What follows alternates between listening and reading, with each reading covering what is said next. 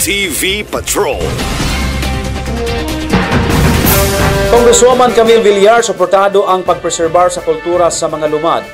Mipadangat sa iyang madasigong pagdayeg si senatorial aspirant Deputy Speaker Camille Villar sa 3rd Grand Pirangat Festival nga gitapo sa Kapitolyo niadtong Nobyembre 9. Nagkanayon si Las Piñas Lone District Representative Camille Villar nga kinahanglang hangtod sa hangtod mapabilin o mapreserbar ang kultura o tradisyon sa indigenous people community dili lang sa Misamis Occidental apan sa tibok nasud. Gamikan kay utang kabubuton sa mga katigulangan ang kun unsa ang atong kahimtang karon og dako og papel ang mga opisyalis o katawhan aron ipahibalo og ipaambit ngadto sa mga bag-ong henerasyon ang partisipasyon sa mga lumad.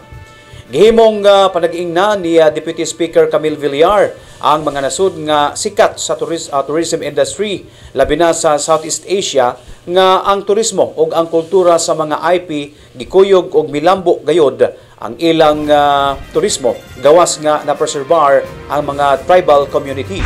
Sa pag-ikot ko kasi sa iba't ibang bahagi ng Pilipinas ngayon, nakikita ko talaga, I feel very blessed to learn so much about our IP, to learn about our rich culture and our history, whether it is in Luzon and Visayas and Mindanao. And I believe in my heart na dapat lahat po ng kabataan, whether from elementary school pa lang, high school and college, ipakita natin sa kanila ulit yung kagandahan ng ating kultura. So whether it's through festivals, I admire festivals like this one, we are on our 3rd, to showcase the beautiful culture and history of Misamis Occidental. So we should replicate this in all of our other cities, municipalities, and regions. So marami tayong mga, napaka-talented po ng mga Pilipino. At actually, pag nakikita mo yung ating mga sites, yung ating culture, yung ating history, we are truly world-class. We are as beautiful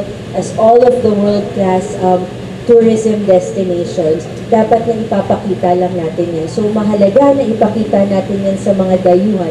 Pero dapat simulan natin yung mga kabataan kasi that's the way na maipapasa natin yung culture and heritage natin to the next generation. 1 TV Patrol.